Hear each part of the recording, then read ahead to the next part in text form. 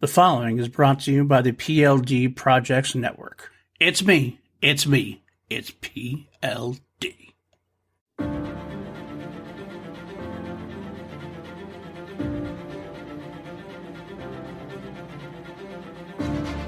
PLD.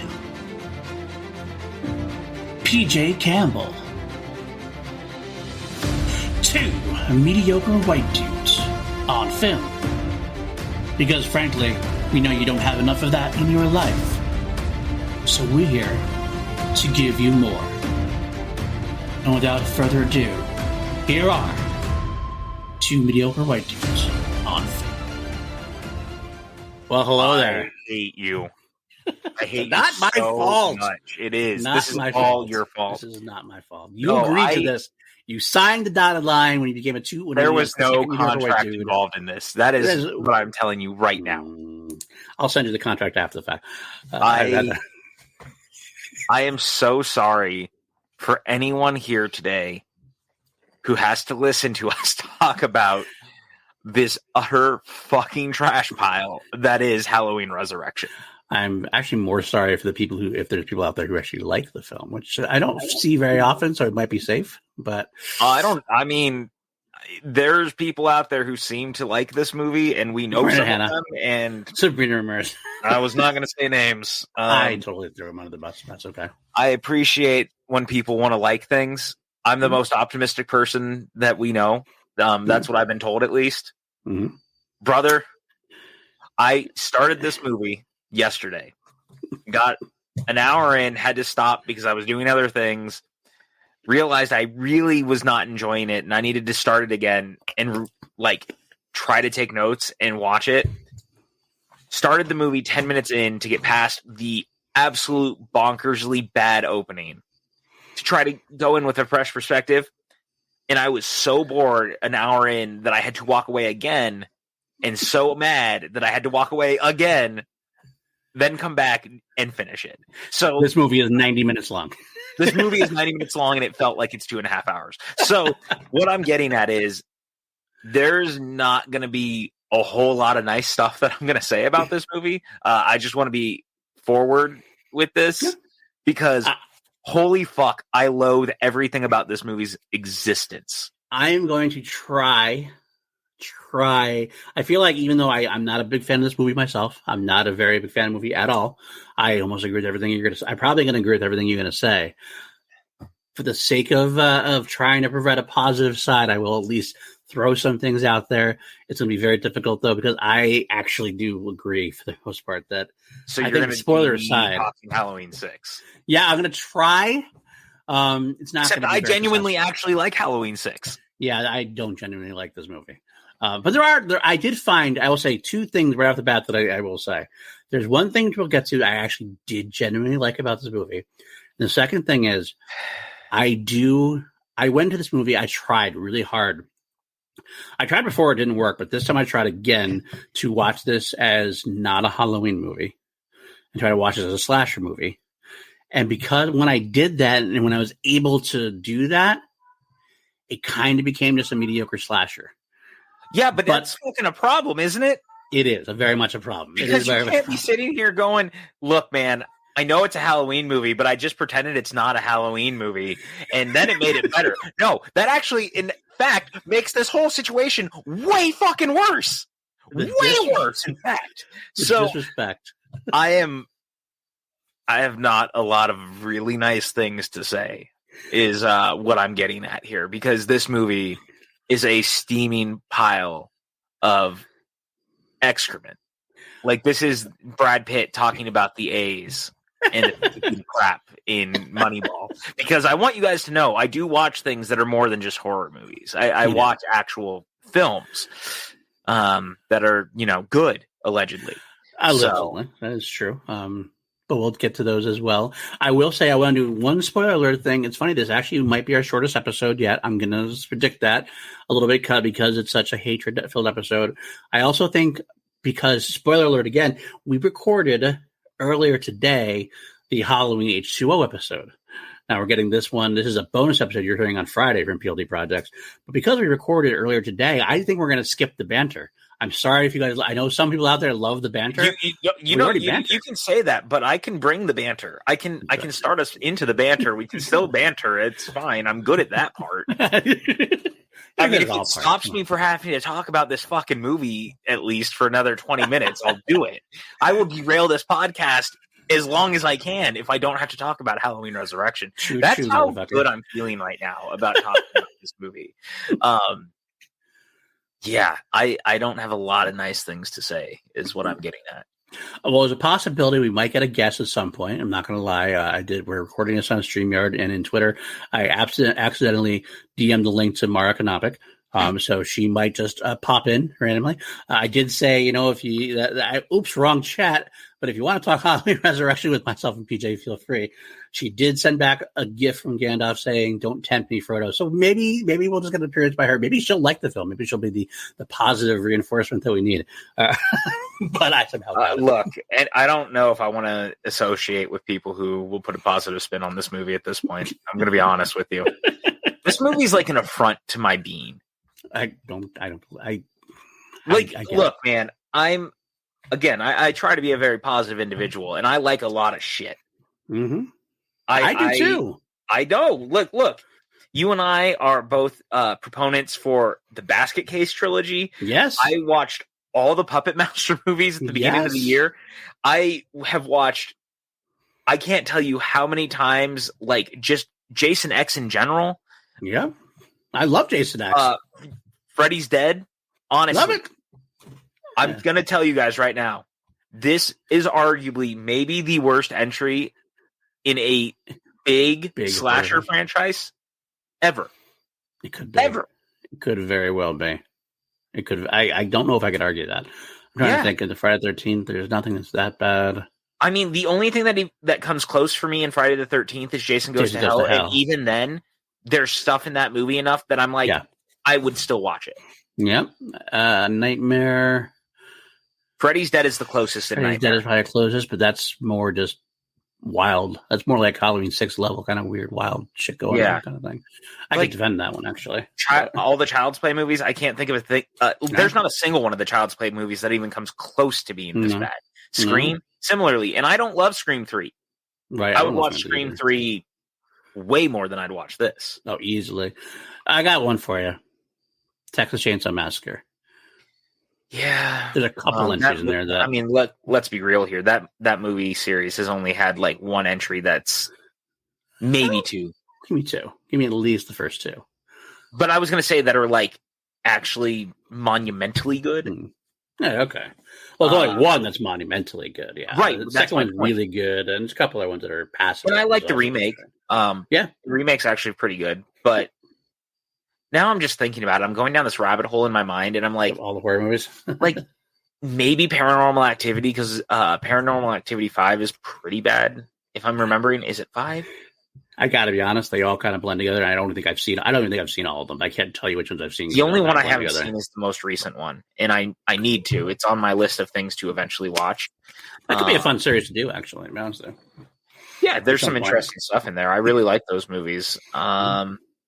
I'm just trying to think, because even the Universal monsters, for as long as those series tend to go, none of them get nearly as bad as this. What about Jaws? Jaws 4. Yeah, but I said slasher. Well, I guess I moved into monster movies. You're going to go into monster movies then. I mean, Jaws 4 then it's pretty probably takes the cake, but I'm going to be honest. I would rather watch Jaws 4. I think, maybe. I mean, this one did for me. I will say this one finally entered ridiculously bad to the part where I did laugh at some things that I wouldn't have laughed at before, potentially. So I guess I don't know. Yeah, like Chekhov's Kung Fu movie. Yes. That's what I'm calling it from now on, because, the Chekhov's gun theory. Well, this one is Chekhov's Kung Fu. What? Oh, boy. I mean, at this point, it is at least meme worthy. We do have at least the one big meme, of course, of Busta Rhymes, trick or treat motherfucker, for karate kicking Michael Myers out the door. But let's go to the beginning. Let's go to the beginning. This was set up before when H2O was done. They want Jamie Lee Curtis only wanted to come back to H2O if they could let her end the series. Mustafa Akkad had that clause. He got a clause inserted that they wouldn't allow the writers to kill Michael Myers off. And Jamie Lee Curtis almost left Halloween H2O until they worked out this. Kevin Williamson came up with this sequence that would provide that they could go on, but still make it feel like the end. And Curtis agreed because the film itself, H2O, still feels like an end. And that's the good thing about the H2O, that you can watch that and be like, this is it, that's it, and not go on. At the same time, the fix that they had were at the end of Halloween H2O when Jamie Lee Curtis and Laurie Strode decapitates Michael Myers. We find out in this film that Michael had awoken and switched uniforms with a paramedic.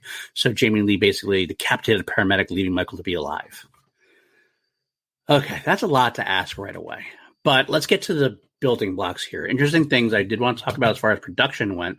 We had our new not-so-best friend after talking to Lego, Daniel Ferrans, actually came back and tried to propose a Halloween 8, which would have featured Laurie Strode as the main antagonist. I kind of feel like that I'm was going to guess pitch. that did not get far because Jamie Lee really had no interest in returning in any capacity. Right. That's which is really fucking clear in this, by the way. Yeah. Oh, yeah. It's definitely clear in this. Oh, my God. She wants nothing to be nowhere near this movie. She must have, I think it said somewhere she signed, when she signed her contract, there was a clause that she would appear somehow in this one. And she said that she had to die 10 minutes in. Right. And unfortunately, that makes it even worse, I think. But that's neither here nor there. Let's get there. Here's the cool thing. The one thing I didn't know. I don't know who Whitney Rancic is, but him and Dwight H. Little, who directed Halloween 4, The Return of Michael Myers, were approached to direct the film. And unfortunately, it turned it down. So instead, they turned to Rick Rosenthal. My mortal enemy. Who directed the underwhelming to us, although amazingly, seemingly loved by Reddit, Halloween 2. And not just Reddit. That movie seems to be loved by a lot of the fans. I mean, it's not bad. It's just not very good. It was just very underwhelming. I give it a 4. Wow, I give it really low. You give it a 5.5. I give it a 4. I might have gone a little too low with that, though. I think you did, considering what we are now up against. You absolutely did. I'm going to, right now, retroactively boost mine up from a 4 to a 5. I think that's much more fair. And this is funny. I do this because it's very funny. I do this because I think we actually had a fight on the Halloween 5 episode where I had ranked it 4, and you were like, it's the same as Halloween 2, and you tore me a new one, and I was defending it at the time. But I feel like, you know what? 4.5. I'm gonna go 4.5. Look, I'm just saying. I'm just glad that you gave it something. It's higher than higher than what you were saying than 5. Right. Because I'll go that way. It's better than 5. Yes, it is. I did watch 5 and was a little easier on it this time than you were, obviously. But okay, so we get there, and they turn to Rick Rosenthal, who has not done very much. He's best known for Halloween 2. But his coming back, I think, helped Jamie Lee come back a little bit too, because she was comfortable with him. Here's my thing. I'm surprised in a way that he came back 20 years later. Mm-hmm. If only because it sounds like his time making Halloween 2 was not that great. Yeah. So I'm surprised that he put himself in a position again to be involved with this franchise, which had been notoriously, at this point, even more micromanaged in the time since Halloween 2.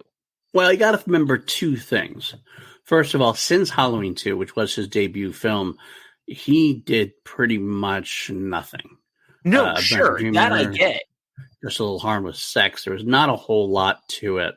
But then that, and also I will also throw in there, maybe the idea of working the movie, knowing that John Carpenter wasn't around to kind of stay his stuff.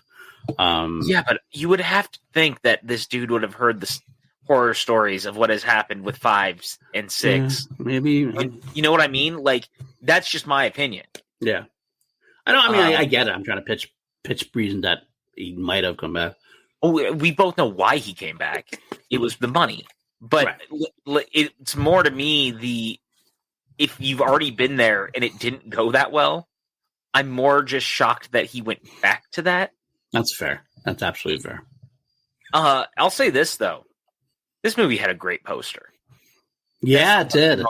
This movie's got a great poster with a great tagline, even though, honestly, the tagline doesn't make a lot of sense because he's really never left Haddonfield except once.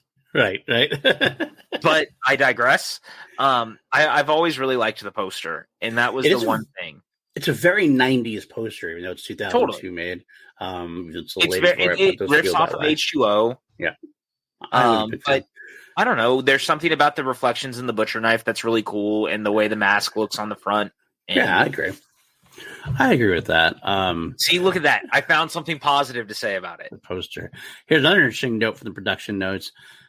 The casting period, producers have considered asking Danielle Harris back. Mm-hmm. I've heard that, and I would have been curious to see how that would have fit in. Especially considering what they did in H2O was pretty much wipe her out of it. That's the thing they pretty much, if they wiped anything out, it would have been her. But like I said last episode, they didn't wipe anything out completely. It was all kind of like just timey-wimey, where Halloween 1 and Halloween 2 were the ones that were definitive.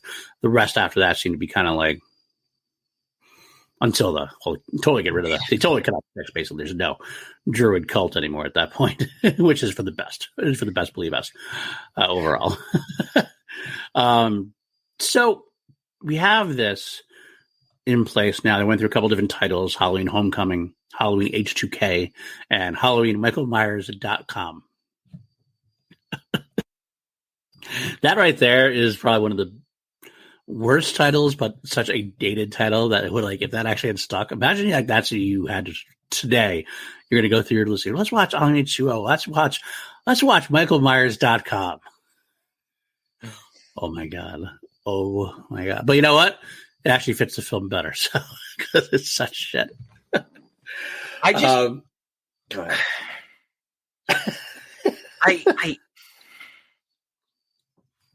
God, I fucking hate this movie. I'm gonna bring up something positive. One positive that I really actually enjoyed in this film.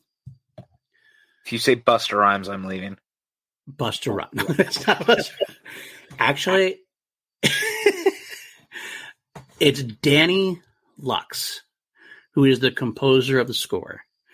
And I think that Danny Lux created a very genuine score that was like, it was based a lot of Carpenter-esque feels. There's definitely a lot of like synths in there, a lot of electric acoustic feels. And he had actually, I realized this during my last watch through, there's actually a very weird connection between this and Nine Inch Nails, something I can never have.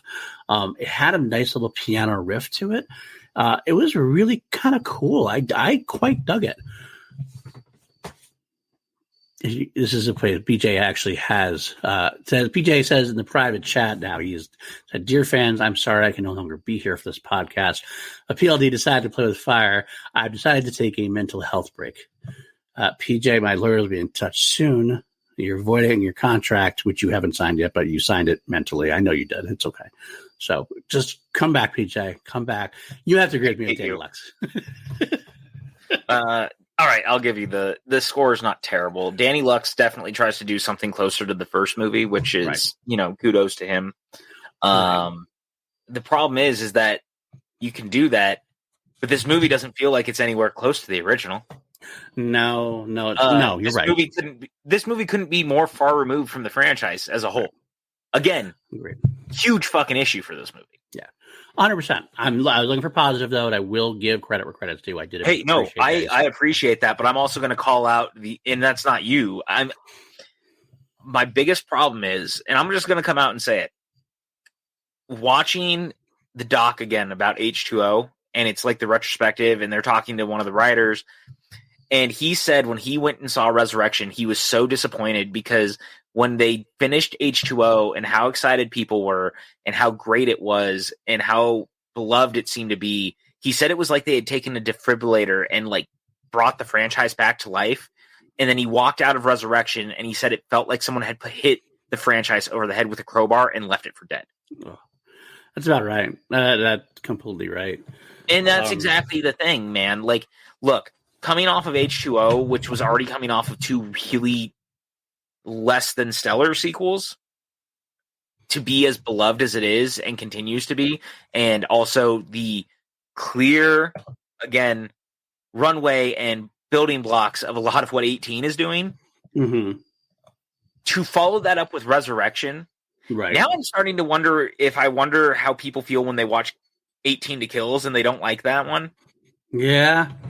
I'm starting to wonder if I'm the people who go into Resurrection and I come out angry, hating it because I love so much of what H2O does, only to have it basically have its face smashed in by Resurrection. Right, which is a good point. Actually, I'm interested to hear your in personal coming to Jesus moment with that, because you did not love 2018 Halloween. A spoiler alert now. I mean, well, you didn't love it. I really enjoy it, but my problem is, as we've both talked about quite a bit, and we will get into with that movie, I like what H2O does a lot more with a lot of the character work and stuff. But what I'm saying is that when you go from that to the next film, and you're not as precious with it as some people were, but you are precious to Halloween H2O, which Resurrection proceeds to take a crap on. That could be. It's interesting to think about, though. I hadn't thought about that until this moment, to be honest, as I was sitting there talking about it. And I was like, wait, am I the people who don't like Kills coming off of 2018? But I still think, I mean, not to derail this a little bit, but I think Kills is at least more in line with what the previous movie is more than this is. Well, yeah, no, I agree with that. I totally agree with that. It's just amped up more. That's all. It's just a little bit amping up. But all right, let's get back to Resurrection. Let's get back to the first part of the film, which is obviously the thing that makes us most mad. Now, Jamie Lee did have it in her contract for her to die within the first 10 minutes. Unfortunately, that was a worse choice they could have done, I think. Basically, we have two movies here at this point. There is literally absolutely no reason to have Jamie Lee Curtis in this whatsoever at all. No reason at all, because her death is offensive when you consider how much of a mega character she is. Like, Jamie Lee Curtis should have known better. Like, if anything, if you're going to have her only have 10 minutes of footage, she should have come back in the end of the film and died then. I feel like that would have been a better choice, because when you kill somebody in the first 10 minutes of the film, it's very, considering how much she's meant to the franchise, it just automatically sets you off on a bad foot. And then you do it the way you do it, where they did it. Like, I don't mind her being in a hospital. Obviously, she's definitely a little fucked up, especially since we find out that she knows that she didn't kill Michael.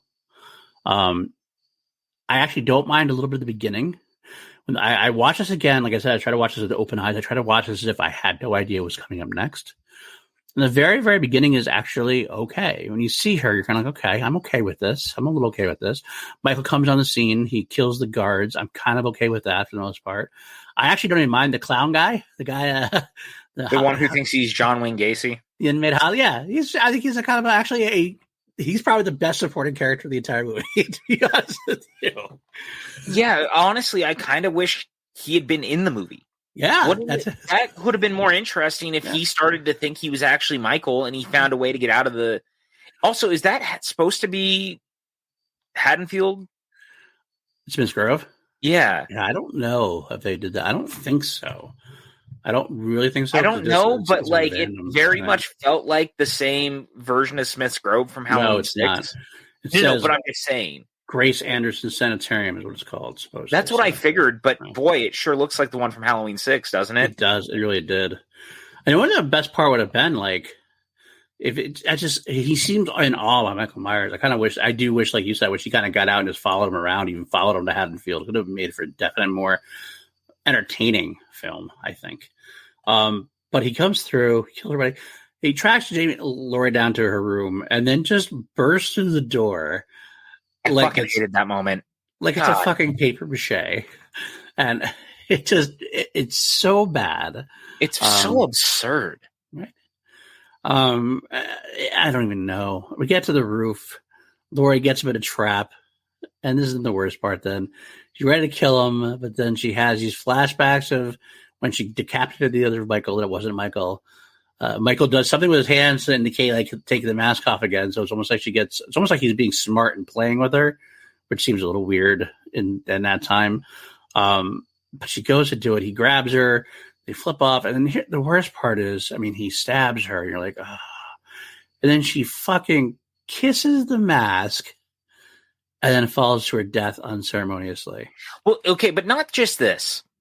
So not only is this all bad, by the way, the kissing the mask thing is egregiously terrible. I hate that even as a moment. Why would she even do that? Number one. Right. Jamie Lee, and this is, I don't blame her. She clearly didn't want to be there to begin with. Right. But also, so none of these nurses or anything ever thought about looking in the doll. So she's never taken any of these meds and she's been totally fine this whole time. Are you kidding me? It's fucking weird. It's so it doesn't make any sense to me because she should be very actually traumatized at this point. And I mean, she's already traumatized in Halloween H2O. This is superiorly traumatized now. She really should need these medicines to function in any way, shape, or form. No. And how did she build an elaborate trap for Michael, by the way, where no one noticed on the roof of the hospital? They have the passing line where they say, oh, they found her on the roof a bunch of times. But it's like they found her on the roof and they weren't finding her like building this rope pull trick or all of a sudden something like fucking Ewok trap at the top. Yeah, pretty much. Roof. It's like, oh, come the fuck on. Oh, it's so awful. But when she dies, it just makes so little sense. And like, well, and like, it's so detached from the rest of the film. Also, Michael kills more people, I feel like, in the opening of this than he does in almost the entirety of H2O. Yeah, that's true. That could be. I very quickly figured out, it's so funny that Steve Miner directed Halloween H2O, which was a Friday the 13th movie, but he made a really good Halloween movie. Right. Rick Rosenthal came back, and he tried to make a Friday the 13th film in the Halloween universe. That's this movie's biggest problem. This movie is not a Halloween movie. It is, well, it's a generic slasher film, but more importantly, it feels like a Friday the 13th movie. It's filled with a bunch of hot teens who have no personalities, who Michael is just going to kill one by one. And that's really not always very Halloween-like. The best versions of Halloween continue to have some form of character, and Michael is not a killing machine. Again, going back to the original movie, he only kills a total of like 4 people. Yeah, 100%. It's like, and the way, kills are obviously amped up still a little bit anyway. That's kind of, I would say that's more Friday the 13th than Halloween also, because it is. But at the same time, Halloween's been kind of amping up its kills to keep up with the Joneses a little bit anyway. Yeah. But it's what it is. Right? Since like 4, 5, and 6. Right. But I did have that same note. I said this feels a lot more like a Friday the 13th film. And that's, you hit the nail on the head. Like, this is Steve Miner directed Halloween H2O. And it felt like a Steve Miner directing. But he directed Halloween H2O better. But it felt like a Steve Miner directed push in Resurrection. And I can't get over how detached the movie is. Like, I really seriously feel like the first 10 minutes is like a completely different movie, completely different take. And what's so funny is that this movie had a different opening at one point. Yeah. That didn't have her. There's there's actually a work print out there. You can find it called Halloween Homecoming. Mm-hmm. And it even has like the original opening with a young Michael, and it was like home video footage of him, which number one, I'm not really sure where home video footage really would have come from at that point in the 60s. Were people really walking around with cameras? Mm-hmm. I digress. But there was definitely like a different opening about Michael as a child. Right. And home video footage of him at the house and kind of setting up all of it. And honestly, that would have been more interesting and more in line with the rest of the movie, with how much of the movie takes place on cameras. Yes. And you just cut out the stuff at the sanitarium. It doesn't have an effect on the film. There's no reason for it. There's literally no reason for the whole film. It has nothing to do with the rest of the film. That's what bothers me the most. And this is something we talked about in H2O. You had brought up the Marion Chambers of it all, right? Yep. And we talked about how do people feel when you kill a character like that and you're kind of preparing for the rest of the movie and you want to create stakes.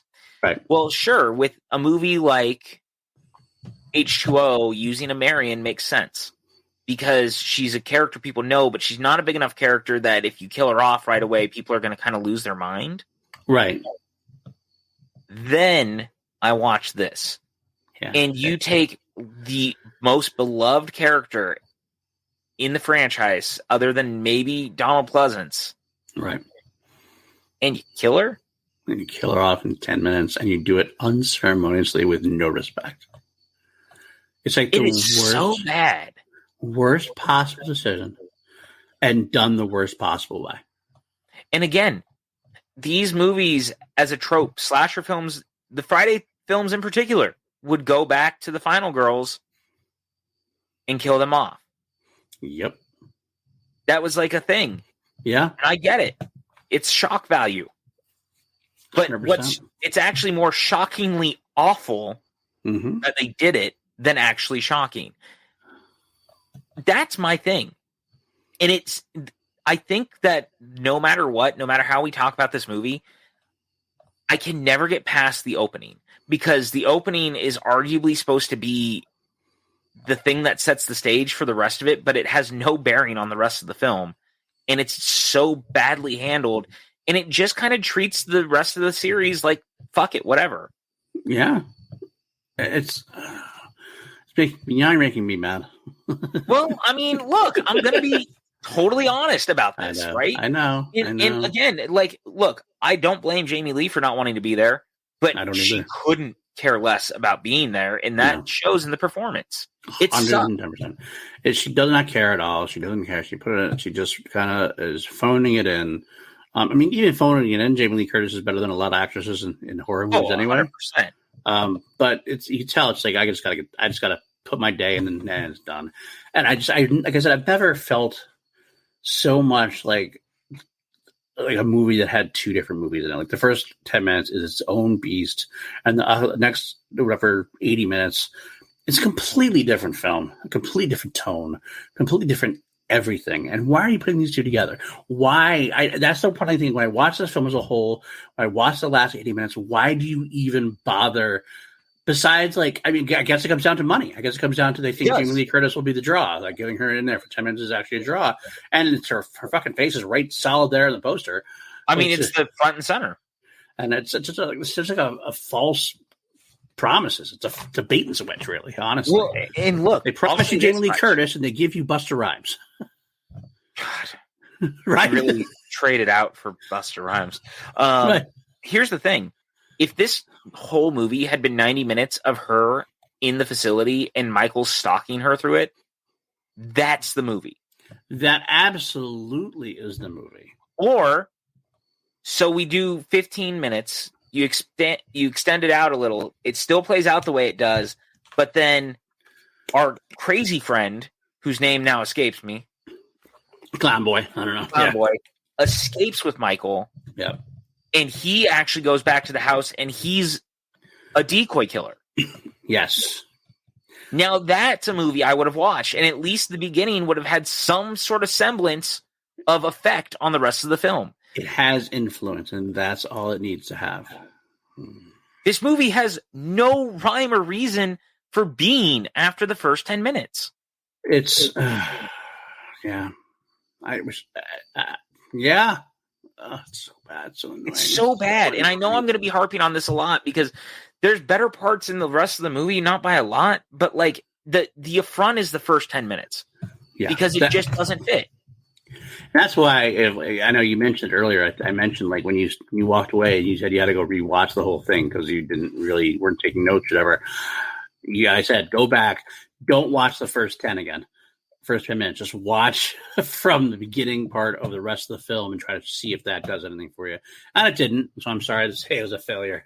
But it's not your fault. I mean, I just can't get past what I know of the movie. Yeah.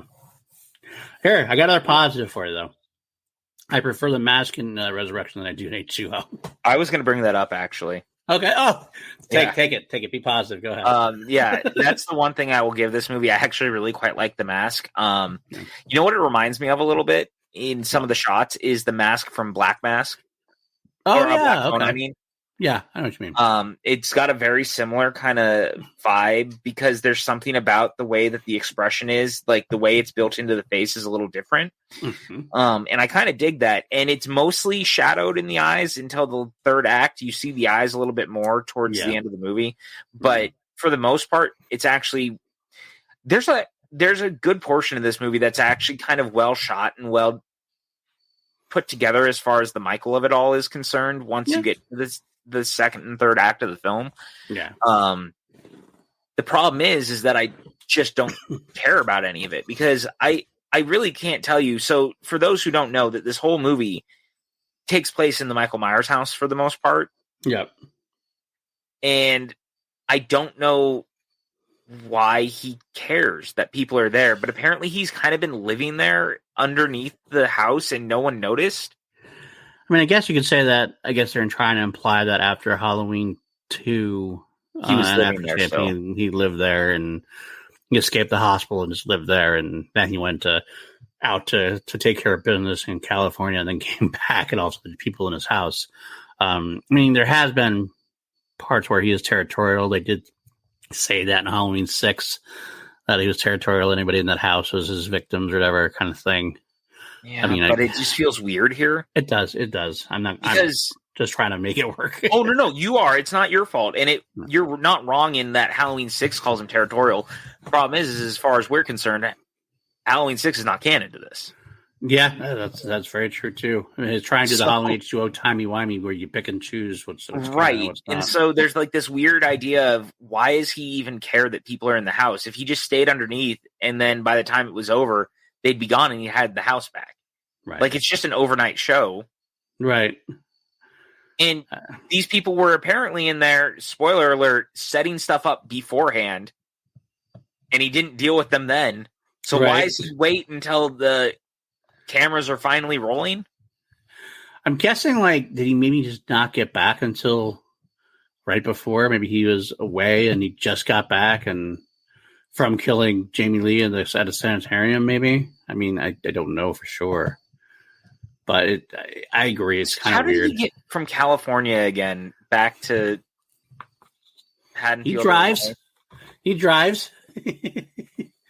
He just stole a vehicle and went on to find a bathroom and stole another vehicle and found a tow truck and stole another vehicle. And also, can we just talk about, I got to say this. There's no world where Michael did anything to a paramedic in H2O that renders him so useless that he can't communicate with. He crushes larynx, Patrick. Yeah, but then you know what he also doesn't do? He doesn't try to attack Lori in the fucking van. I know. I get it. Okay, so the movie starts in a college. Yeah, there we go. Boom. And it tries to do what H2O did. It tries to kind of cast kind of young, hot, talented actors, up and coming actors. We do get some. We get Sean Patrick Thomas, who's kind of starting to make a name.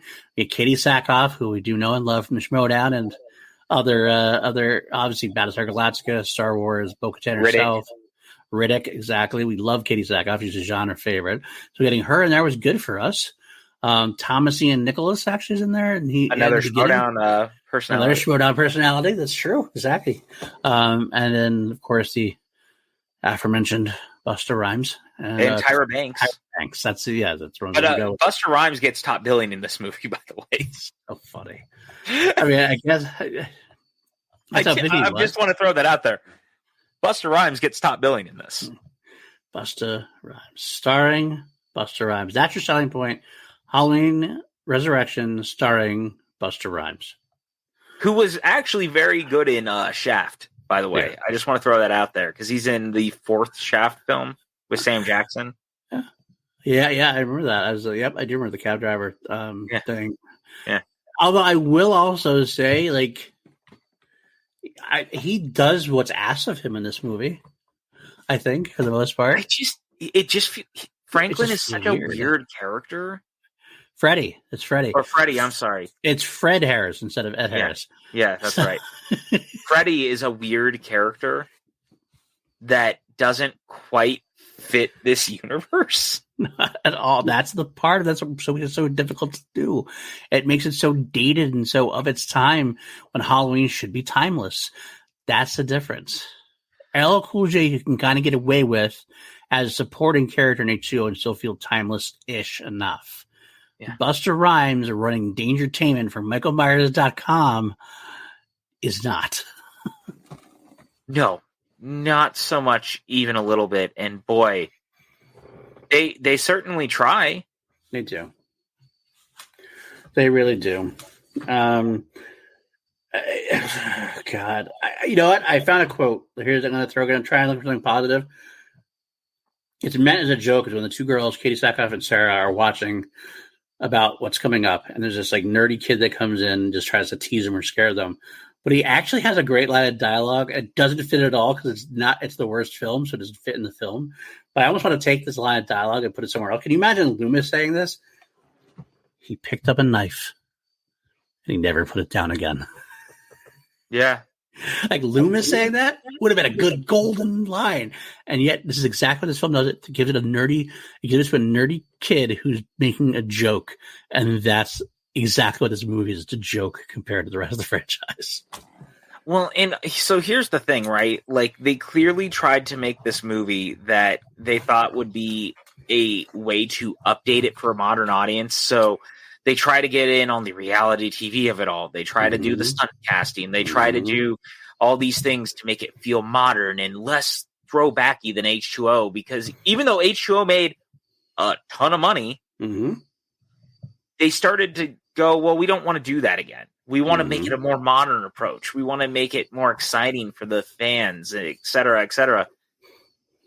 Are you really doing that, though, by what you're doing here? Because I'm going to be honest with you.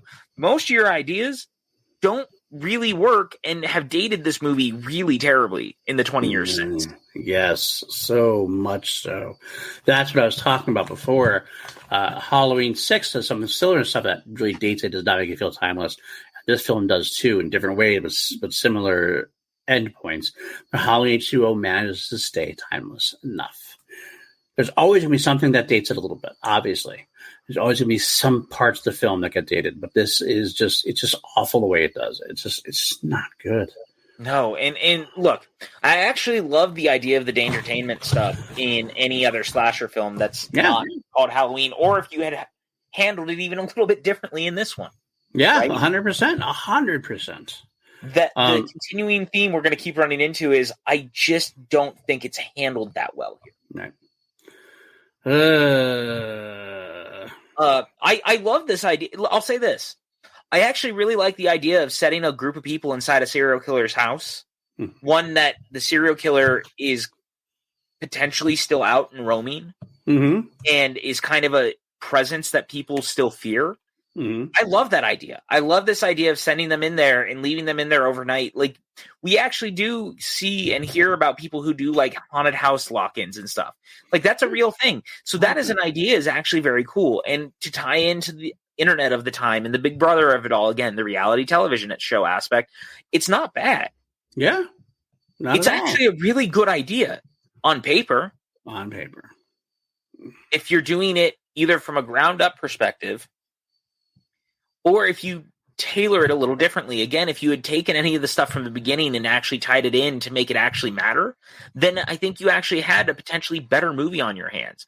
And I don't think that anyone involved in this was really sure what to do. This movie had 4 different endings at one point.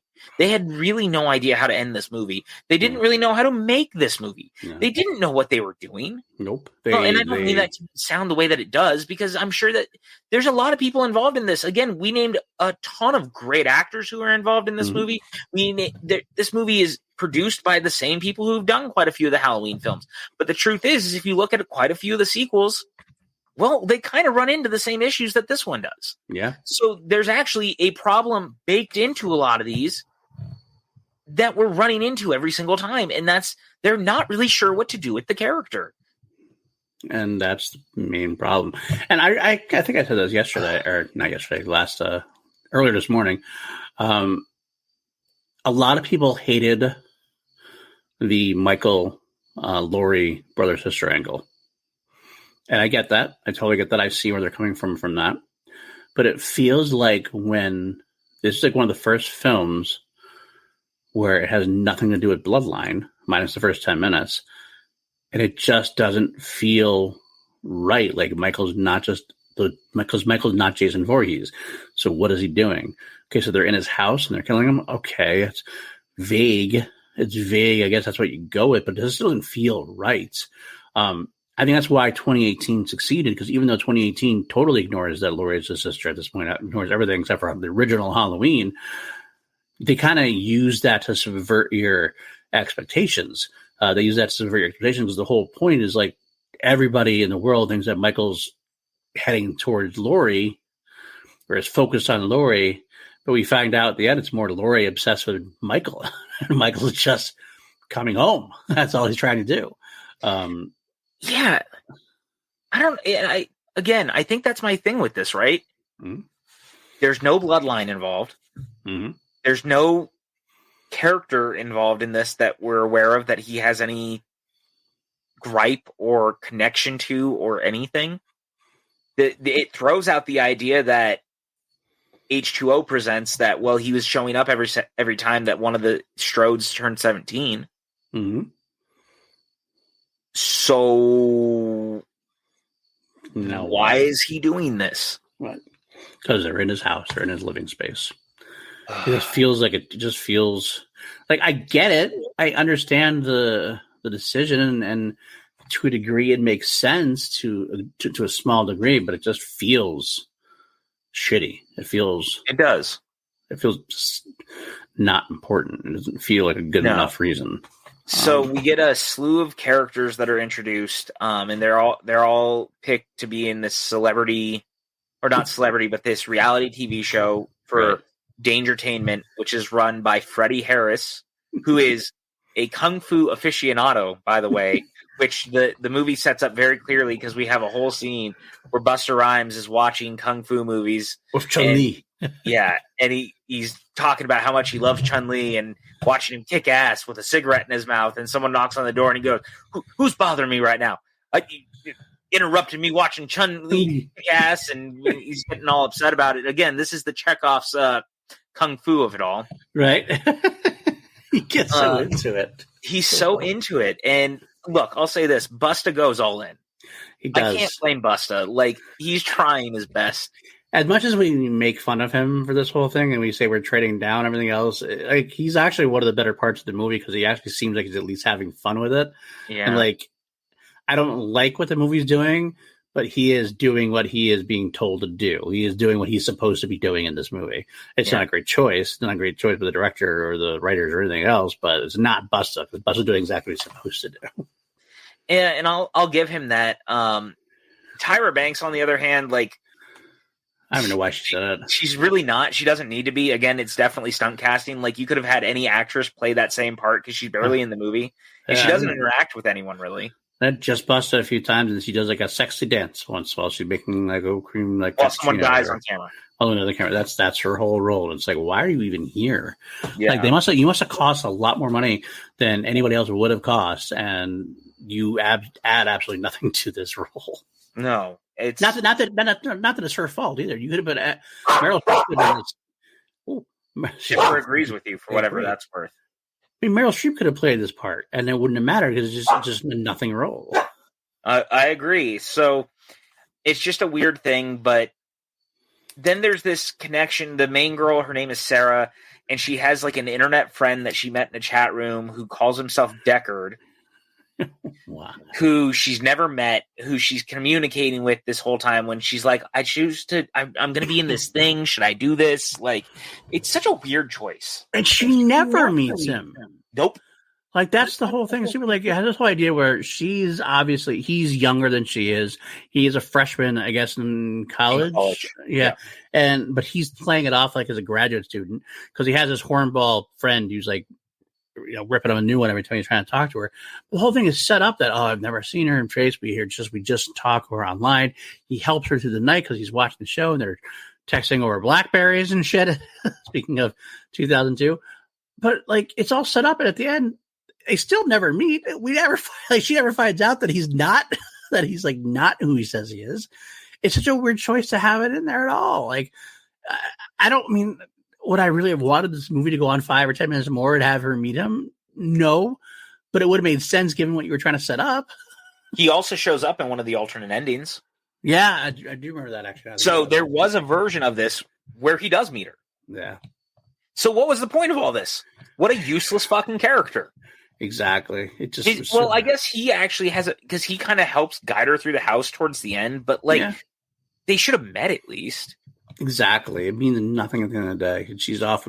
It almost like the funny thing is the way the film ends. It almost feels like Busta Rhymes and Sarah are going to go become a couple or something. Like there's like this romantic tension there a little bit in a way. It's like kind of like, I mean, there is since the beginning. Yeah. Oh yeah. Like it's just a weird choice. It's. I'll say this though: we get a really good kill at one point. Once they start going into the house, when that guy Charlie, that cameraman is, and you're talking about that little dance number thing. Yep. Charlie's this cameraman, and Tyra's kind of giving him a hard time, and he's trying to set up the shots for the house before the contestants get there. Right. And Michael grabs the camera and he uses the tripod to kill him. Mm-hmm. It's a good kill. It's a good moment. It's the best kill in the movie, to be honest. It's a solid Halloween feeling kill. It really does. Yeah. It feels like Halloween.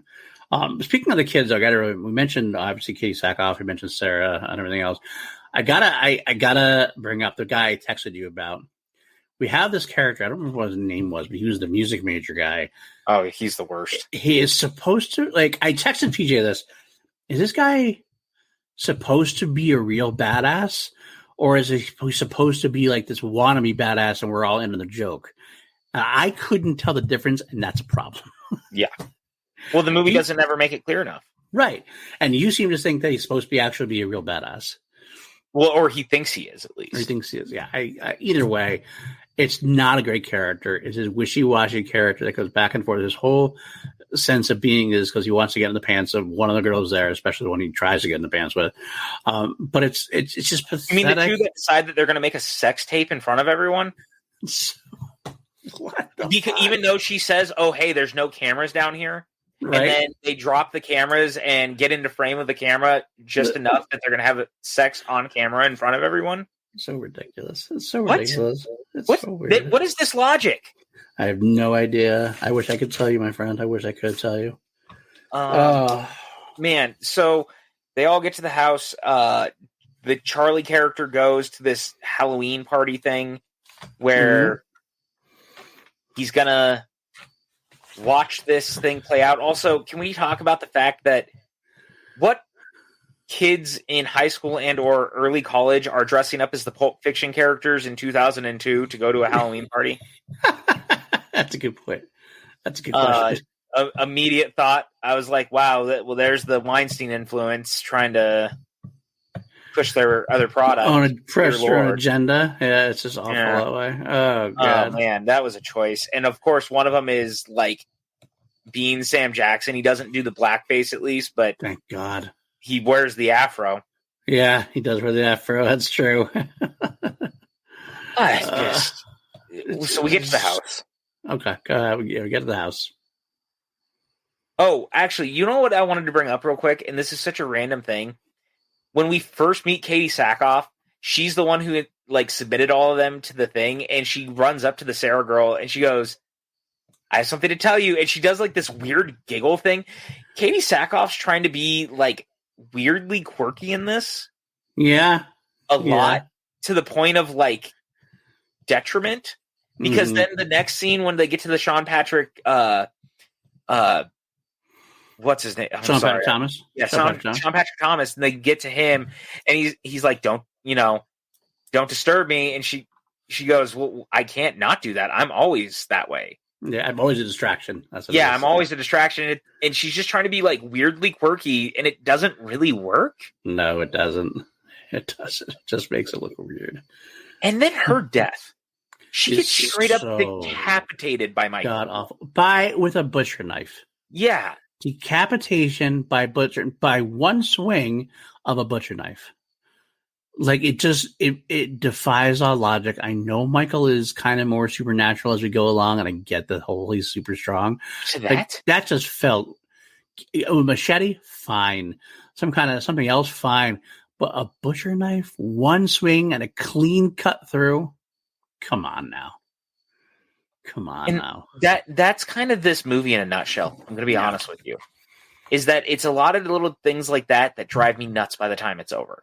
Because it's just logic has left the building. And I'm not saying I need like full logic, but I need something that feels grounded in the reality of the franchise that we have been watching and we have been enjoying till now. Right. And we don't get that here. No, not at all. Like, we've gotten to the point where we understand when Michael comes back from like near-death experiences, like that should have killed him. We've kind of accepted that by now. That's going to happen. But then you add on all these other things, kind of like, it's just like, okay, well, now it's just getting fucking bullshit at this point. I'm trying so hard not to be as hard on this movie as I am, but like, it just does not get better is the problem. No, not at all. I mean, there's definitely a good movie in here somewhere. Not a good Halloween movie, but a good movie. Like, I do think, like, I like the whole setup of the Halloween, like we said before, like the horror house and people sleeping in the house. I love Dangertainment idea. I love the fact that Dangertainment fully admits that they plant these items along the way. Like, they plant the fake high chair, they plant the chains. They even plant a mass grave to collapse during the sex scene. Because very much is true. Because reality, I mean, Busta Rhymes has a great little mini speech there. It's like, America doesn't want reality. Yeah, pizzazz, a chit shot. That's what we're here for, and that makes sense to me. And I like how that. And it's true. It's very true. It's 100% true. But it doesn't fit in a Halloween movie, guys. And like, here's the other thing, right? They use this Donna character because there's way too many characters in this movie. Donna's the one that one guy is trying to sleep with, Jim.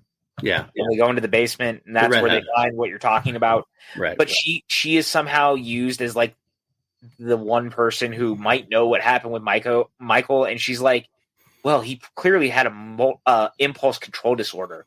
Like, he was a klepto or a nympho or a pyro. And you're like, wait, what? Where is this coming from? What are you talking about? Like, that is nothing. Again, I know that they're trying to use the character to be like, oh, this character is super smart or whatever, but none of that makes sense to anything we've had set up till now. Not at all. And it's just, I think you've heard us sigh more times in this podcast today than we have in the entire run up into this podcast. Because I'm getting more frustrated the more I think about it. Yep. I'm going to be honest with you. Mm-hmm. And I just keep wanting it to not be as bad as I think it is. But the truth is that it just doesn't get better. No, it gets worse, if anything. I mean, we get some kills. We get Katee Sackhoff killed. We get everybody killed. At the end, it's obviously Sarah getting help from Deckard. We get Busta Rhymes. There's this moment with Bill, played by Thomasine Nichols, and okay. And he's with Katee Sackhoff, and he's trying to get her to take her shirt off, right? And he's like, you'll light up the internet if you do it. And she kind of teases him before she walks away. Again, she does this like quirky giggle thing and like runs off into the dark while Michael's watching. Mm-hmm. And so then Bill goes and he's like looking in her mirror, and out of nowhere, Michael comes breaking through the mirror and kills him. What? What? Like, Michael didn't just like come up behind dude and kill him like he would normally do. This dude busts through a mirror. Oh, it's so fucking awful. So fucking awful. All of it is, though. I mean, none of the kills are very exciting. The tripod kill is the only really good one. The rest are kind of like, I feel like they've been there, done that kind of kills, like the skull crushing of the badass, the Sean Patrick Thomas getting held up by a knife again to the wall. Same thing we've seen before, like 3 or 4 times. Like, there's a nod to thing that's fine, but when it's like done again and again, it's like, just stop. There is a kind of funny sequence in there. Again, more funny out of, like, it took me out of the film, but I still laughed at it. The Busta Rhymes dressed up as Michael, who obviously tries to go in there. He's talking to Michael. And he talks to Michael. And Michael actually listens to him. And the guy goes, she's a moment, he just kind of goes, okay, I guess I gotta go.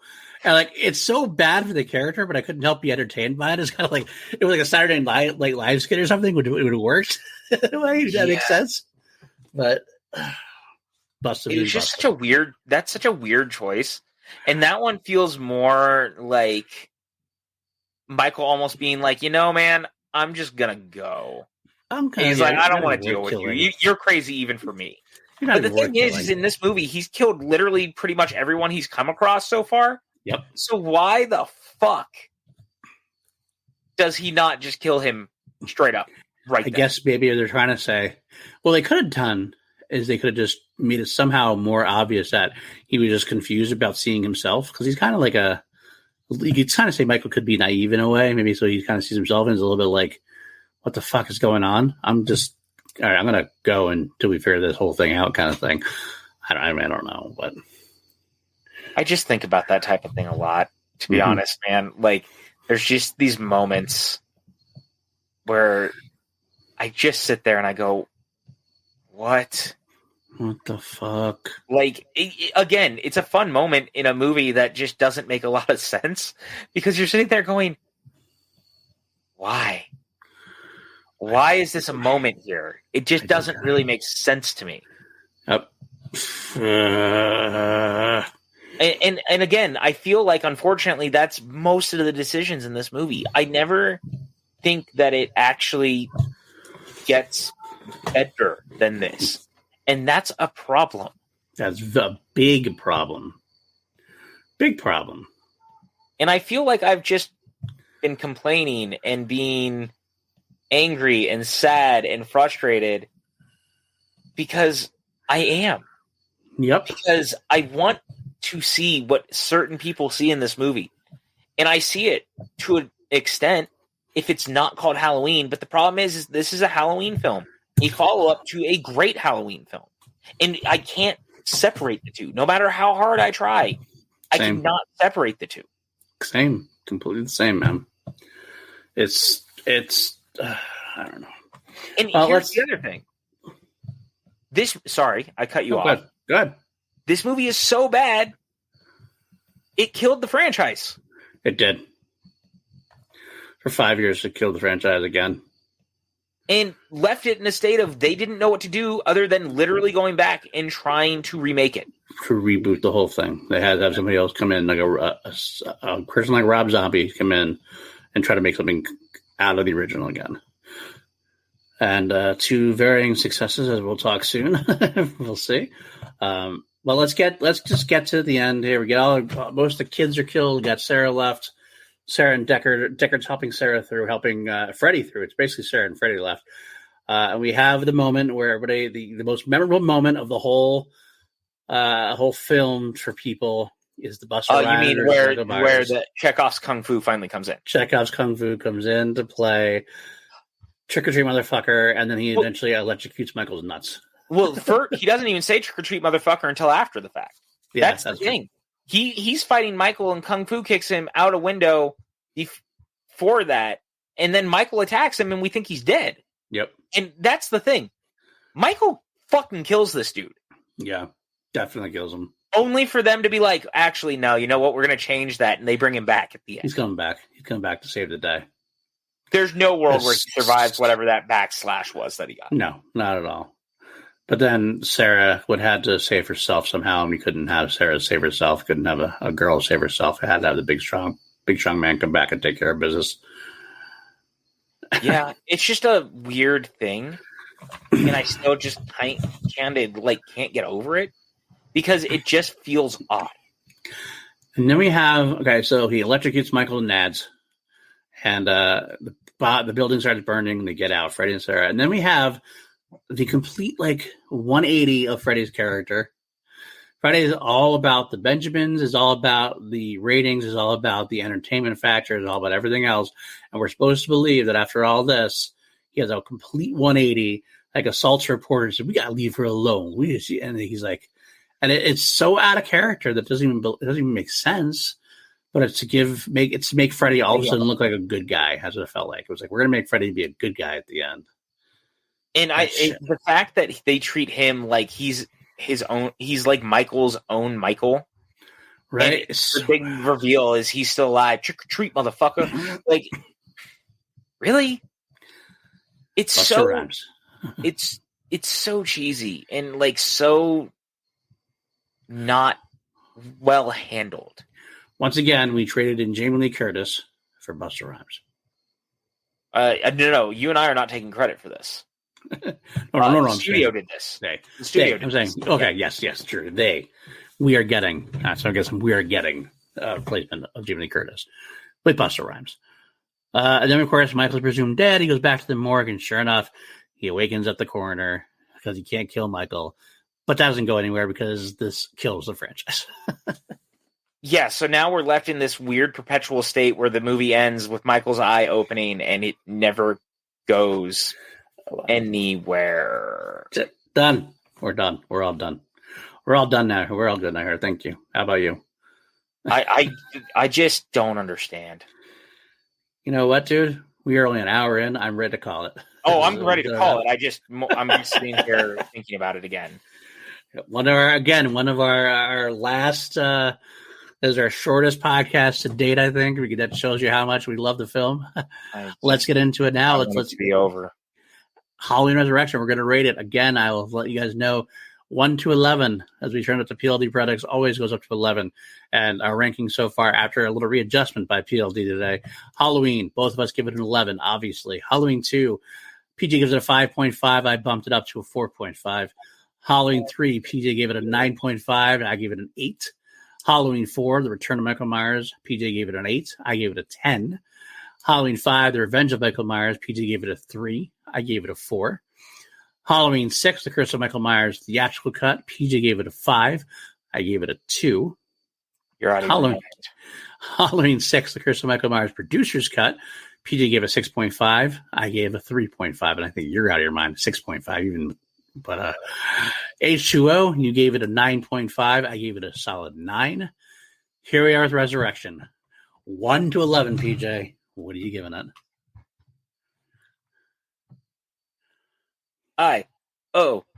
Let's go. 1. 1. The lowest possible thing. All right. Fuck this movie. Okay. Fair enough. I like the mask. I like the score. I like some of the shit in there. Very little bit. I love some of it, though. I love Busta. I was entertained by Busta. And I love Katee Sackhoff. And all of that leads me to giving it a 1.5. You're a monster. Even giving it a 1.5, that feels like you're trying to be generous to make me look more like an asshole than you. I'm going to be honest. Like, I feel like you just don't want to be seen on the same playing field as me, being like we're giving it the same rating. I kind of want to give it a little bit of something. That I did have some entertaining laughs, and the funny thing is, I always said before this is my least favorite, and I did tell you, and I did say it up front that I did hate it less this time than usual. So every time I watched this before, I would have given it a 1, but since I did like it a little, I hated it a little less. I had to go up a little bit, and 0.5 is the smallest I can go up. So I'm from a 1 to a 1.5. You're breaking my heart. You're going down a path I cannot follow. By 0.5. I just 0.5 past light speed. Look, we all make mistakes in life, children. Just don't be like PLD. Or don't be like PJ when it comes to Halloween 6, and we'll be okay. Hey, at least Halloween 6 is fun to watch. Jesus Christ. All right, everybody, take a look and see patreon.com/PLD Product if you want to join us. Got a Patreon hangout going to go on very soon after this episode airs on Friday. This is Friday. Later on tonight, we're going to get one. I'm not sure what time yet, but check your Patreon and check your, if you're a patron, check the Patreon and check the Patreon chat. I want to shout out Danielle Ramirez, Brandon Buckingham, Brandy Parker, Jeff Alterman, John Lestrina, Kelly W. Could not do it without you. Really, really, truly appreciate that. And what else we got going on? Of course, on PLD Products, we got class action every week. We take 2 franchises, movies, actors, characters, put them up against each other and see who comes out on top of 5 or 6 custom-made categories. We do have Crown Jewels, the Queen podcast I do on a weekly basis as well. And I'm actually going to announce here, but for the first time, my son, Tyler, has some ideas of doing some video essays for anime. He was looking for a home, and I said, if you wanted to put it on there, you can put it on there. So maybe I'll get some anime on my channel out of nowhere. Oh, who knows? Look at you. That's very kind of you. The nepotism is beautiful. Isn't it a beautiful thing? It's a beautiful thing. Of course, you can find me at Paul_Denizio on Twitter, and you can find me with Action Industries and with the movie Trivia Showdown, at least for another couple of weeks, technically speaking, theoretically. How about you, PJ? Where can we find you? You can find me trying to figure out how to get off of this podcast, considering this guy no longer wants to be seen with me, apparently. So here once a week on PLD Projects, I have a lot of fun talking about movies, even though PLD hates me. You can find me on Twitter and Instagram at PJ_Campbell. You can also find me over at the PJ Campbell Network over on YouTube. I do ship some stuff over there. Chance Ellison and PLD and a couple of our fantasy football guys actually have been doing a football show over there as well. So you guys should go and check that out. Otherwise, just, come hang out on the interwebs with us, talk movies with us. I really appreciate the guys and gals who come out of the way and tweet at us after they've been listening to the show or while they're listening to it. We get tweets about that. Like, it's actually kind of sweet. It means that you guys are actually giving a shit about the things that we're saying. For some reason, when we spend an hour hating on a movie I feel bad. I don't like being that negative. I really don't. That's why we're cutting it short, I think. I will echo what PJ said. I do like we have some great fans out there who have been really tweeting at us and really letting them know that they enjoy what we're doing, and that's great. Next time, of course, appreciated. Is very much appreciated. Next week, we're entering the zombie verse of the Halloween franchise. And not with actual zombies. That might have actually been more interesting. This is the case. This is a time where you've seen us bicker before. Seen us have differing views. This is the one I'm very interested to see, because right now I'll tell you, PJ is not exactly positive about these very much. No, one of them. One of them. Okay. I am more positive about the zombie movies than most people are. But I definitely see their faults as well. So it's going to be an interesting conversation, to say the least. There's a lot to talk about with these. I'm very curious to kind of get into them because there's stuff in both of them I like quite a bit. There's stuff in the first one I genuinely very much dislike. Mm-hmm. This is also a weird one because both these movies have 2 cuts each, and they're fairly different-y on top of it, which makes it more complicated because the Weinsteins definitely took their own butcher knife, if you will, to the films, and that's been pretty well documented over time about how problematic that was for Zombie working on the film. It'll be an interesting conversation. Absolutely. I will still say here, and I'll probably say it next week, I still contend he probably should have made Texas Chainsaw instead of a Halloween franchise movie, but that is not the world we lived in, and here we are. I will say, when you said that to me a while ago, when we were first talking about the Halloween franchise, that made really, boom, I totally saw what you're saying. Like, that makes absolute sense. One of the smartest things that you've ever said to me. I'm not going to lie. Appreciate it. That actually fits exactly what it should have been. But it didn't happen. Instead, he did Halloween. I think he did an okay job with it. So we'll talk about that and go from there. Good show. All things being equal. Sorry we were so negative. It's not normally who we are, I don't think. We're not. It's not. It's just we try to find the positive in things, and we don't. And if you like Halloween Resurrection, if Halloween Resurrection is your favorite film, and you've made it this far, we appreciate you too. And you know what? More power to you. If you love it, I'm happy you love it. I'm excited that you love it. I don't necessarily agree with it. I don't see what you see. But I am no one, and PJ is no one to tell you that you are wrong for loving a film. Love what you love, and don't let anybody even else tell you otherwise. Say that other people are wrong for it. I mean, that's not who we are. No. It's just not. Love whatever you love. If you love a film, I'm happy. It makes you happy. That's all. That's what it should be, man. It sucks that we had to be so hard on this one. That was not the intention, but much love to everyone who loves the movie, and good for you guys, legitimately. All right, till next week, guys. Stay mediocre. Never underestimate the power of mediocrity.